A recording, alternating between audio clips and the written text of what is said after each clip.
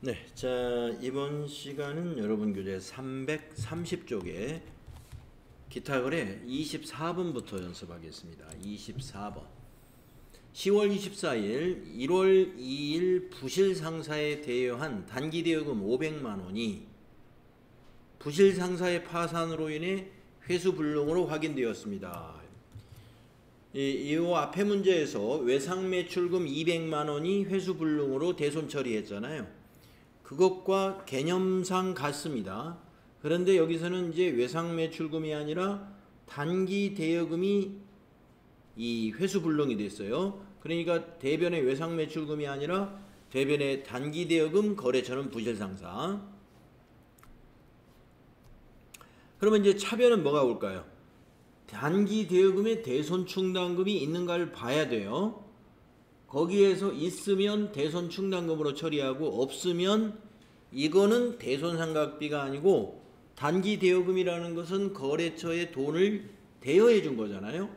우리 유형상사는 신발을 도소매하는 법인이기 때문에 돈을 빌려주는 것은 비영업에 해당이 됩니다.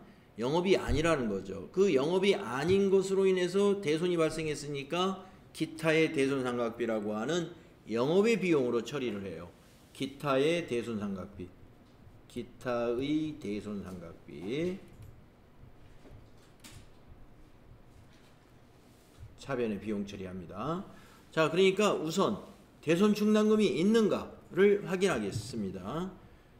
자, 합계잔액사항표를 대손 처리하는 10월 24일로 조회를 했을 때 10월 24일 현재 단기 대여금 당좌 자산에 있습니다. 그 단기 대여금 밑에 대손 충당금이 있는가 봤더니 없어요. 따라서 대손 충당금이 없으므로 대손금 500만원 모두를 기타의 대손 상각비라는 영업의 비용 처리를 해야 되겠네요. 자, 그러면 전표를 입력하겠습니다. 일반 전표. 날짜는 10월 24일. 대변의 단기 대여금 자산 감소시킵니다. 단기 대여금 114. 거래처는 부실상사. 적요는 단기 대여금이 파산, 부실상사 파산, 거래처 파산, 그냥 부실상사 파산. 금액은 500만원.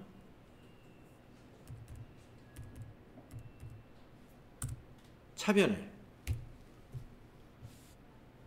기타의 대손상각비, 기타의 대손상각비 934번이네요. 코드가. 거래처는 방향키로 지나가시고, 네, 단기 대여금 3번 만들어 놨네요. 대여금의 대손. 금액은 500만원. 이렇게 하시면 되겠습니다. 대변의 단기 대여금 거래처 코드 부실상사 500만원, 차변의 기타의 대손 상각비 500만원 비용 발생. 네, 24번 했고요. 25번 보도록 하겠습니다. 10월 25일 창고용 건물을 동신사에 임대하고, 우리 창고가 좀 빈 공간이 있어서 임대했군요. 동신사에다가 10월분 임대료 25만원을 현금으로 받았습니다. 그러면 입금전표 쓰면 되겠네요. 임대료 입금전표. 자, 10월 25일로 날짜 바꾸시고요. 9분에다가 2번 하면 입금이 되죠. 계정과목은 수익계정과목 임대료 904번 영업의 수익코드입니다. 거래처는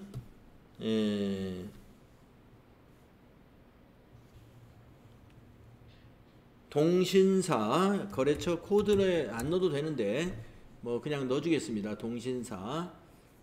적요는 건물 임대료 수령이죠. 1번 금액은 25만원 이렇게. 입금전표 904번 임대료 동신사 적요는 건물 임대료 수령. 다음은 26번 하겠습니다. 10월 26일 국제구호단체에 판매용 상품을 기부했습니다. 기부는 기부금이죠. 차변의 비용 발생 기부금 원가로 처리합니다. 대변의 상품이 재고자산이죠. 감소하는데 이거는 적요 코드 8번을 꼭 넣어야 되는 타계정 대체 거래에 해당이 돼요. 대변의 상품 역시 원가로 회계 처리하는 겁니다. 시가는 부가세 공급 대가로 적용할 때만 시가를 적용하고요.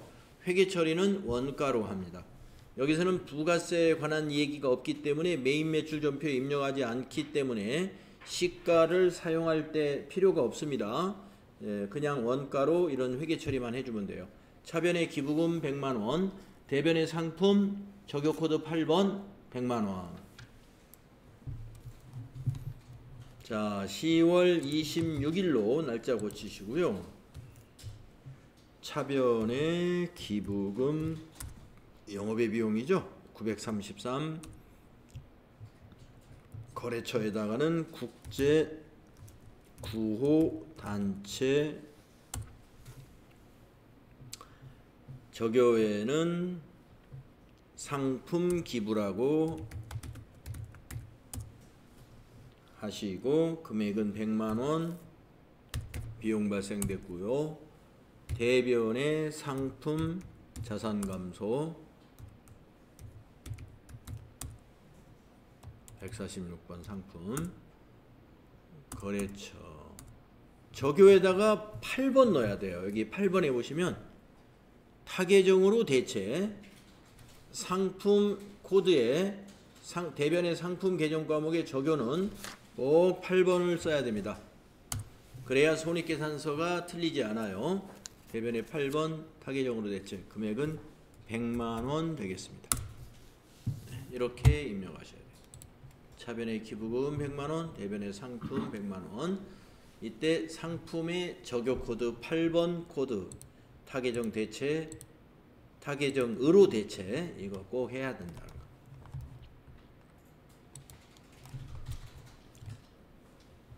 타계정 대체 거래 하나 딱 나왔네요. 그동안 한 번도 없었는데. 다음에 27번 10월 27일입니다. 농협의 단기 차입금에 대한 이자 12만원 중 이자 소득에 대한 원천징수 세금 2만원을 차감한 잔액을 서울은행 보통예금 계좌에서 이체했습니다. 그러면 보통예금 대변이 10만원이 되는 거죠. 10만원을 이체했으니까 원천징수는 예수금이죠. 대변의 예수금 2만원입니다. 세금을 공제했으니까 우리가. 그리고 이자가 뭐예요? 차입금에 대한 이자니까 이자 비용이죠.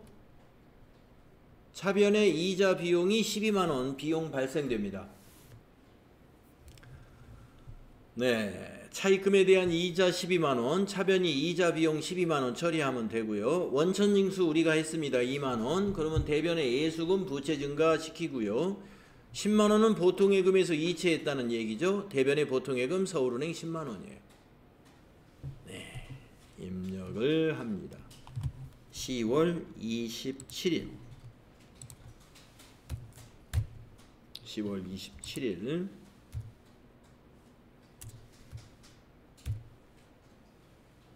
차변의 이자 비용 931 거래처 지나가고, 거래처 뭐 저기 농협이라고 입력해도 상관없습니다. 그냥 지나가도 되고. 적요에는 차입금 이자 지급이죠. 3번 차입금 이자 보통 인출 금액은 12만원. 대변에 103번 보통 예금 은행은 농협 코드 꼭 넣어야 돼요. 농협 아니 서울은행이에요. 서울은행 보통 예금은 서울은행 보통이에요. 적용은 차입금 이자 보통 인출 10만원. 대변에 예수금 세금 공제하는 거 예수금이죠. 네, 거래처는 그냥 지나가시고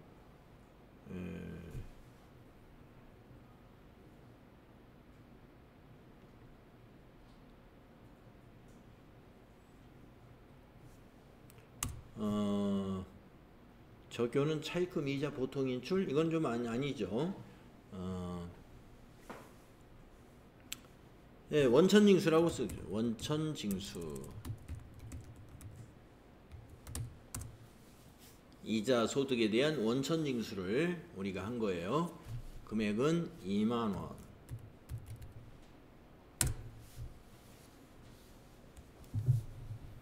이렇게 하시면 됩니다. 차변에 이자 비용 12만원 비용 발생했고요. 대변에 보통예금 서울은행에서 10만원 감소하고요. 예수금 부채가 2만원 증가했습니다.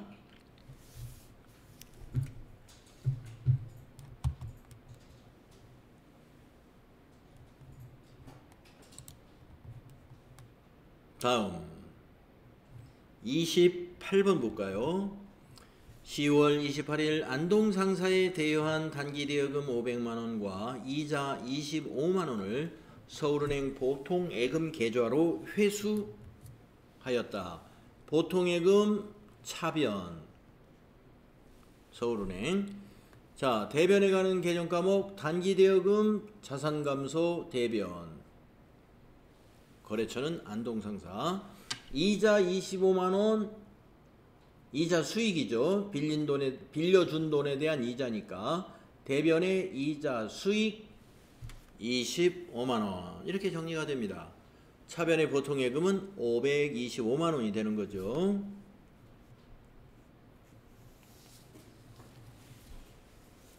자, 입력을 하면은 10월 28일로 고친 다음에 3번 차변에 103번 보통예금 거래처는 서울은행 보통이고 적요는 대여금 회수한 건데 적요가 만들어진 건 없죠. 없으니까 여기다가 입력하겠습니다. 대여금 회수 금액은 525만원. 자, 대변에 단기 대여금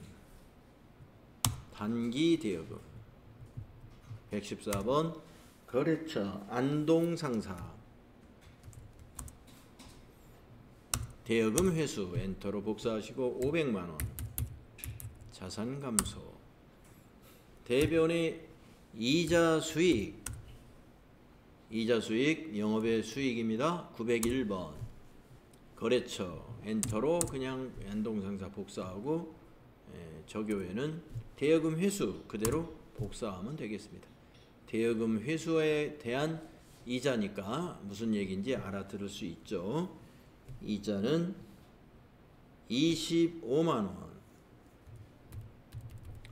대변의 이자 수익이 25만원 단기대여금 자산감소 500만원 차변의 보통예금 자산증가 525만원 코드로 반드시 넣어야 되는 거래처는 보통예금의 거래처 서울은행과 단기대여금의 거래처 안동상사는 거래처를 코드로 꼭 넣어야 된다는 거죠.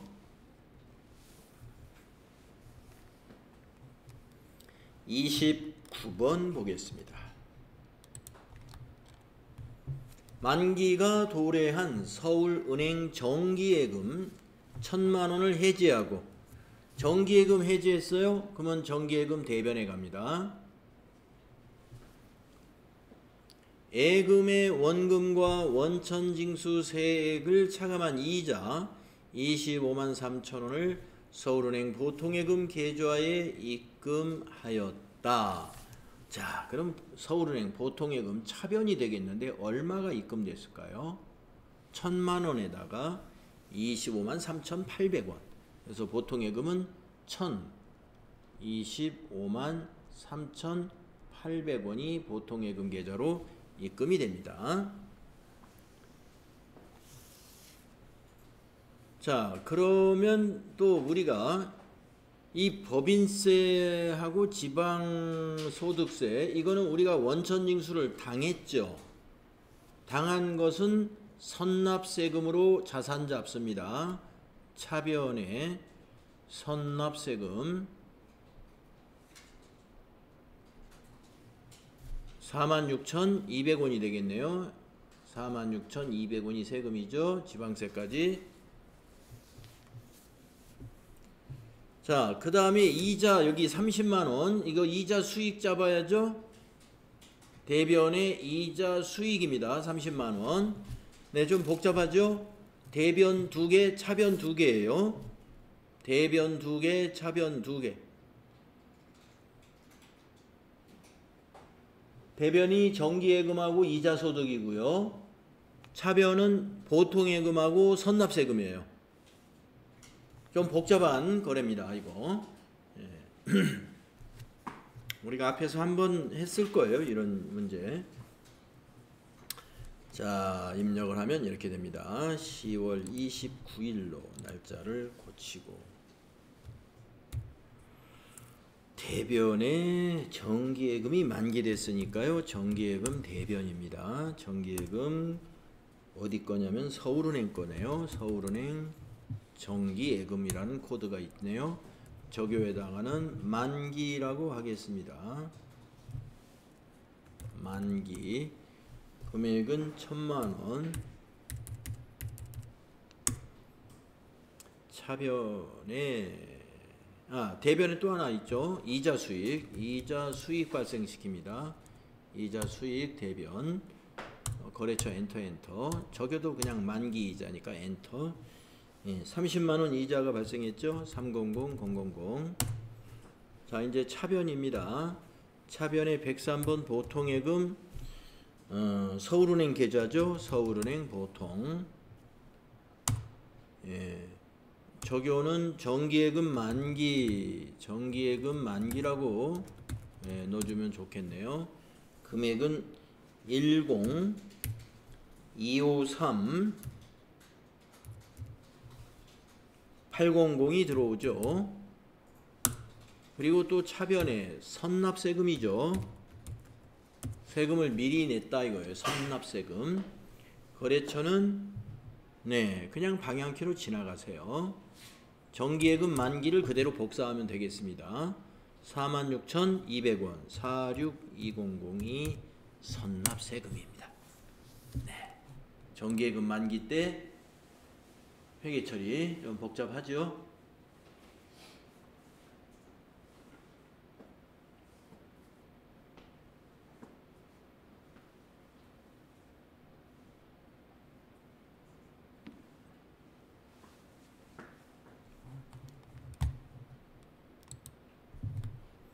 다음은 30번 하겠습니다. 10월 30일 업무용 차량에 대하여 자동차 보험을 현대화재에 가입하고 보험료 150만원을 현금 지급했습니다. 자산으로 회계 처리하라 그랬네요. 현금 지급했으므로 출금전표 대변에 현금이 되겠고요. 보험료를 자산 처리할 때는 여러분 선급비용이라는 자산 개정 과목을 써요. 선급비용.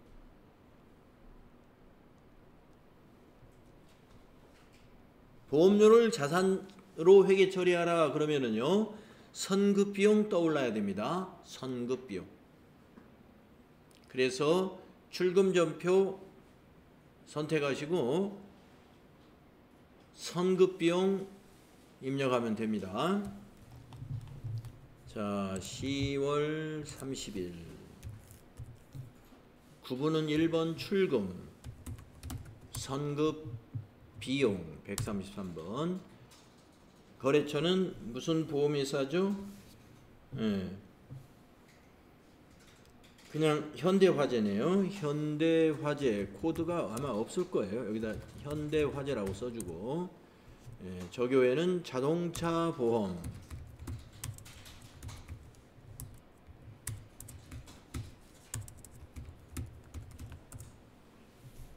예, 금액은 150만 원. 이렇게 하면 되죠. 그래서 차변의 선급 비용, 자산 증가, 대변의 현금, 자산 감소인 거래가 되는 겁니다. 보험료를 자산으로 처리하라 그러면 선급 비용입니다.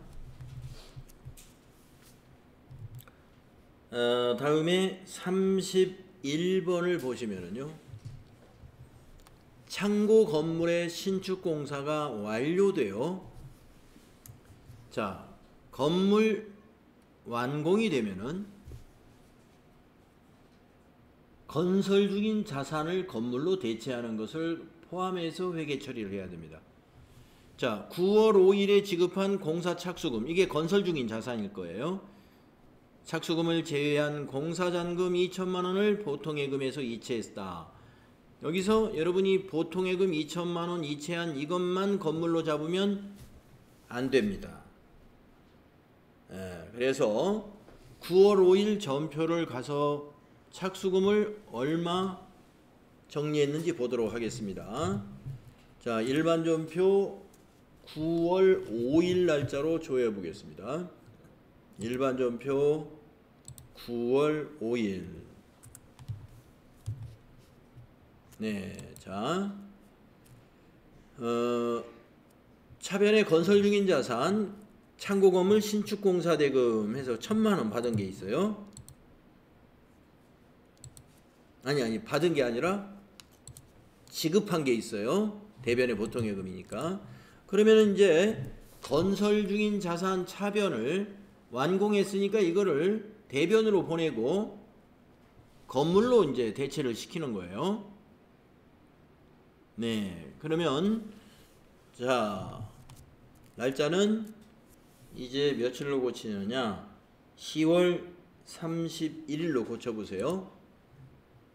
전표 날짜를 10월 31일. 대변의 건설 중인 자산,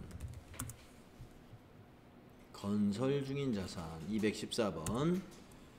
거래처는 모르겠고, 저 교회는 건설 가계정을 건물로 대체하는 5번 저교 만들어 놨네요.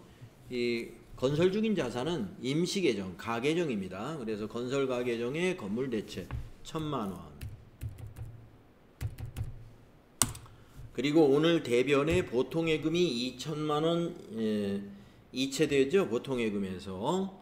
그래서 대변의 103번 보통예금 서울은행 보통이죠. 서울은행 보통.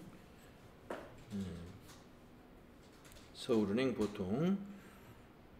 저교는 공사금의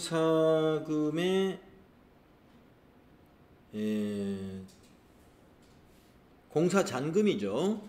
그래서 창고 건물 공사잔금이라고 입력해 주는 게 낫겠네요. 저교에다가 창고 건물 공사잔금이라고 하고 2천만 원 대변의 보통예금입니다. 자, 이제 차변 건물이죠. 이걸 건물로 이제 보는 거예요. 건물 202번 건물이라는 유형자산으로 봅니다. 거래처 방향키로 그냥 지나가고,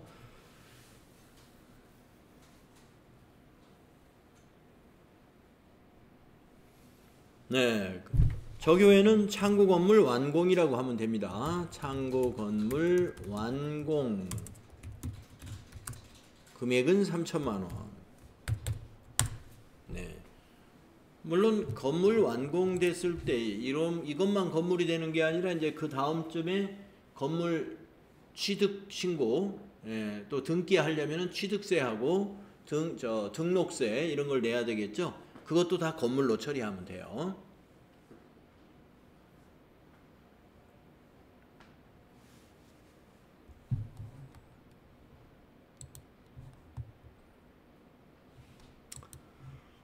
네, 32번을 보겠습니다.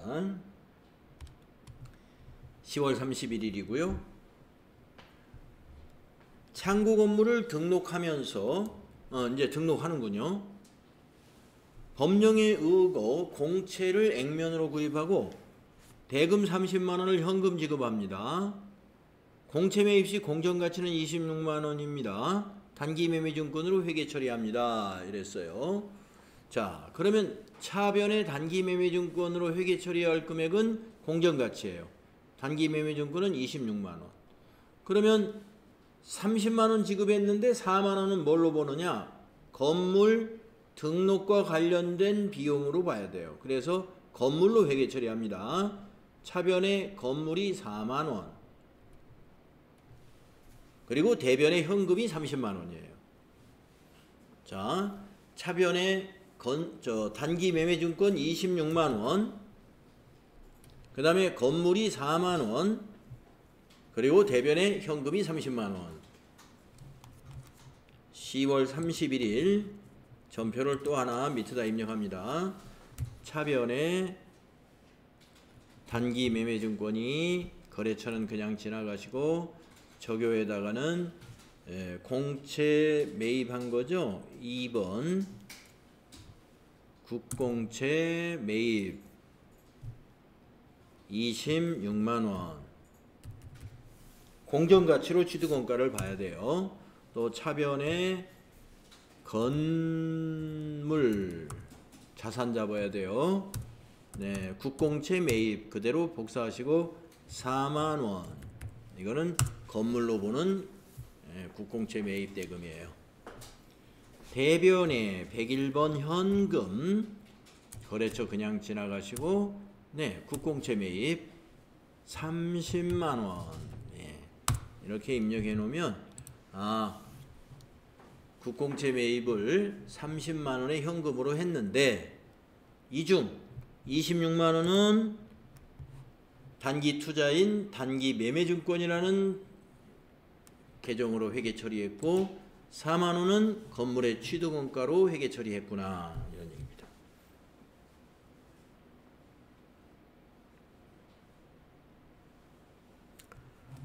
다음 33번을 보시면은요. 당사의 10월 31일 당사의 자금 조달을 위해 이사회를 통해 유상증자를 결의했으며 서울은행 보통예금 계좌로 유상증자 대금이 입금되었다. 유상증자와 관련하여 200만 원의 수수료 등을 차감되어 입금이 됐습니다. 자, 보통주 5,000주를 증자했는데 액면금액은 만원입니다. 그러면 대변의 자본금은 5천만 원이죠.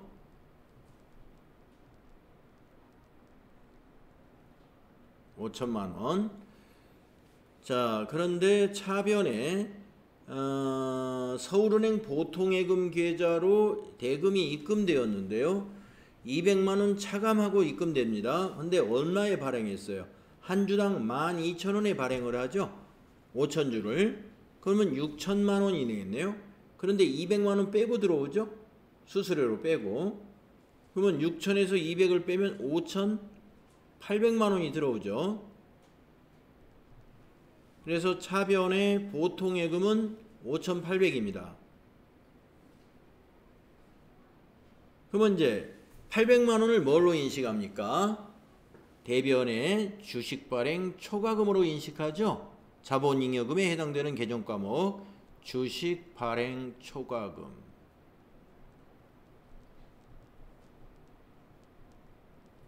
그게 800입니다.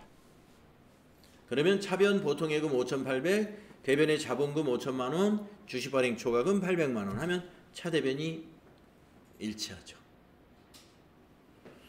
자, 유상증자 분계 이것도 시험에 나올 수 있는 그런 문제예요. 자, 10월 31일 또 밑에다 전표 추가합니다. 차변에 103번 보통예금 은행이 서울은행 보통 적요는 우리가 주식을 발행한 거지 않습니까? 주식 대금 입금이라고 여기다 쓰겠습니다. 주식 대금 입금 금액은 200만원 차감을 해야 되니까 5,800만원이 들어오죠. 58,000,000. 자, 대변에 자본금이 얼마냐? 자본금은 액면가로 인식합니다. 자본금의 거래처는 없습니다. 저교에다가는 유상증자. 유상증자 있나요? 없네요. 자본금 여기다 유상증자 이렇게 써주면 되겠습니다. 5천만원. 자본금은 액면가로 인식합니다. 그러면 이제 800만원을 뭘로 보느냐? 주식을 할증 발행해 가지고 발생한 자본잉여금이에요. 계정 과목은 주식 발행 초과금입니다. 대변에 주식 발행 초과금, 주식 발행 초과금, 두 번째 있군요. 주식 발행 초과금 341번 코드예요. 거래처는 지나가시고 저교에다가는 뭐 저교에 유상증자 그대로 복사해 놓으면 되겠습니다. 800만원. 유상증자로 인한 주식 발행 초과금이 발생했다. 네.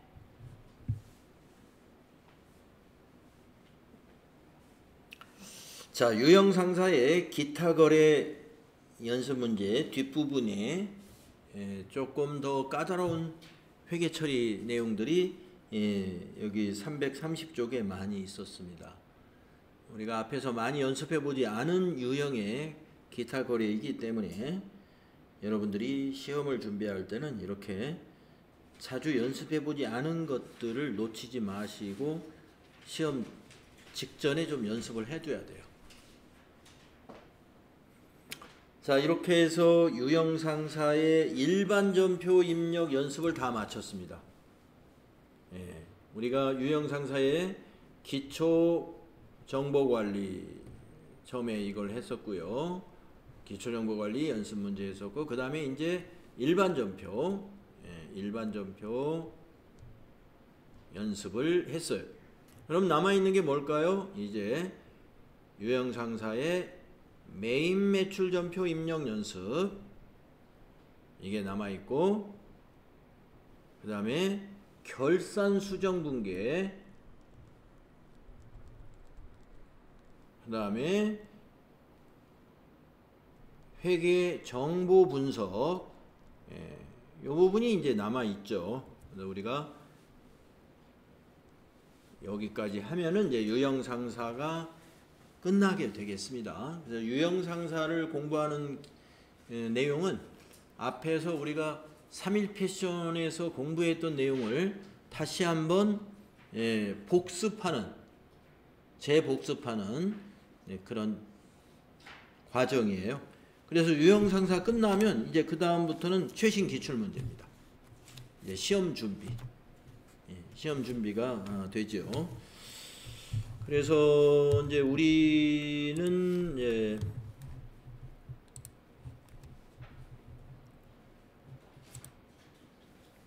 수업 일정이 이제 2월달 수업, 이번이 2월 셋째 주니까 2월달이 2주밖에 안 남았어요. 남은 수업이 이제 그렇게 많지가 않습니다. 그쵸?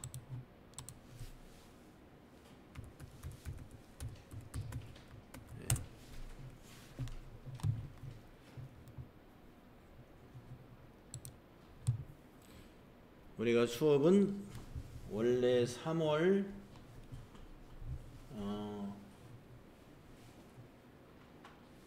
17일이었는데 우리가 시간표 변경을 한번 했어요. 그쵸? 기억하시죠? 그래가지고 우리의 수업 일정은 3월 18일까지입니다.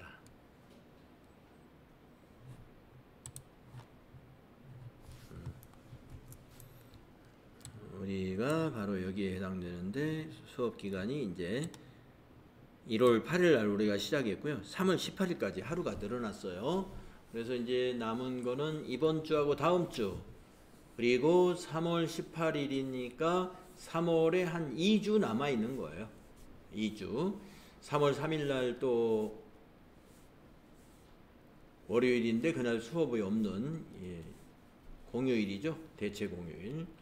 그래서 3월 18일이니까 3월 달도 한 2주, 2월 달 2주, 한 4주를 남겨놓고 있다. 이렇게 보시면 되겠네요. 수업이 마지막 날은 3월 18일이다 하는 거 알고 계시면 되겠습니다. 그 다음에 이제 여러분들 그 원격 수업은 보니까 100% 다 잘 들으셨어요. 예, 원격 수업 100% 다 들어주셨는데 평가 시험을 안 보셨어요? 아무도. 재무회계 이론하고 부가가치세 이론 평가 시험 보셔야 되는데 시간 내서 그게 제한 시간은 40분이니까 제가 아마 넣어놨을 거예요. 40분. 근데 20문제 나오니까 20분이면 거의 다 풀어요, 여러분들. 50문제. 재무회계 이론, 부가가치세 이론. 네, 한번 풀어보시기 바라고.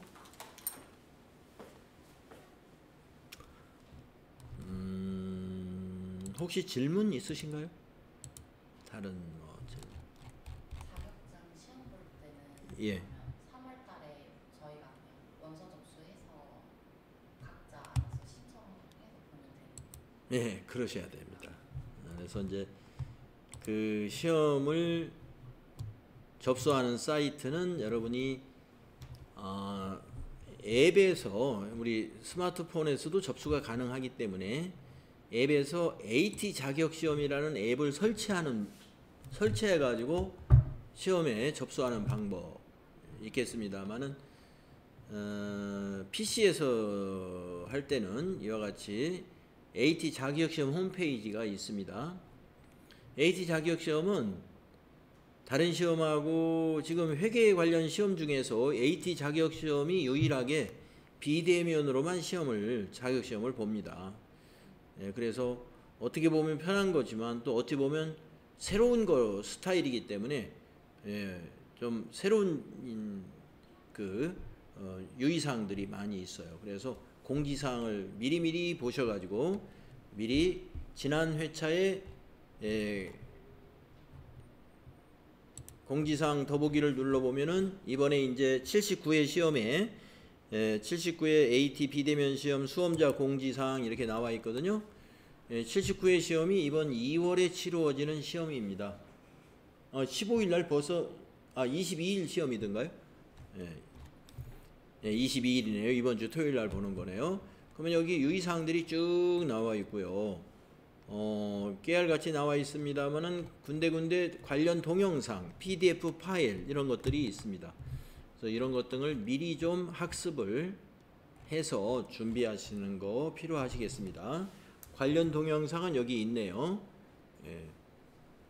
이런 거 눌러서 보셔야 되겠고요.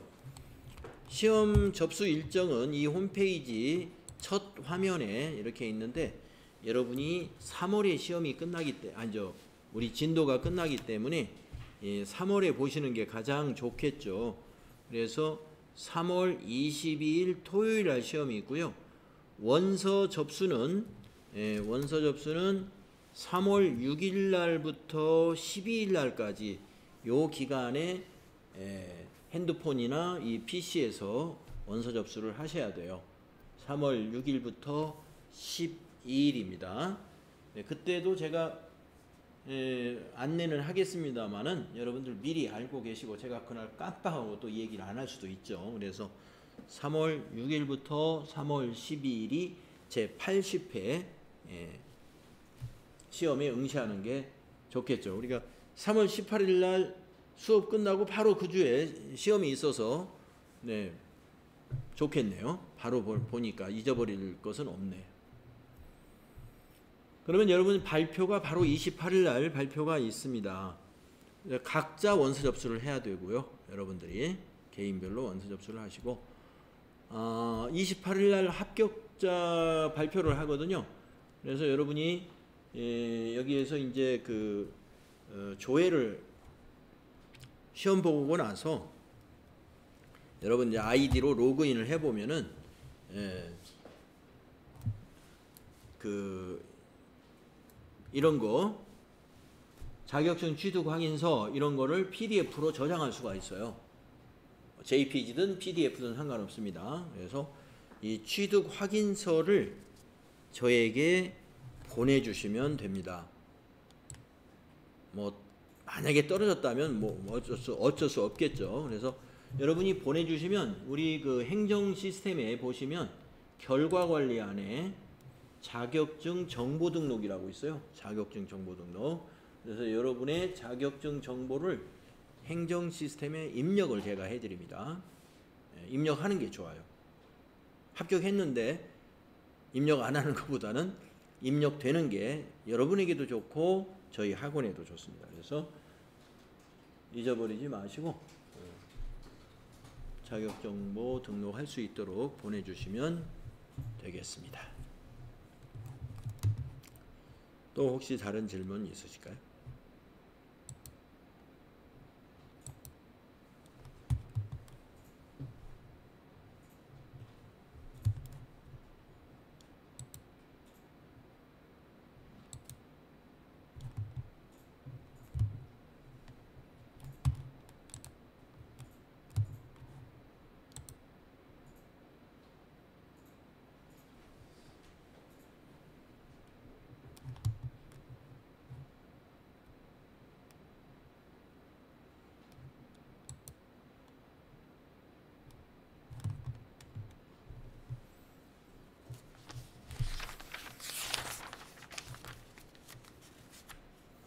자, 그래서 이번 시간은 여기까지 하는 게 좋을 것 같아요. 그래서 331페이지 부가가치세 관련된 메인 매출연표 입력은 다음 시간에 여기서부터 같이 해보도록 하고요. 남은 시간은 여러분들 개인적으로 정리하는 시간 마무리하시고 50분이 되시면 퇴실 찍고 마무리하시면 되겠습니다. 오늘 진도는 여기까지만 하겠습니다.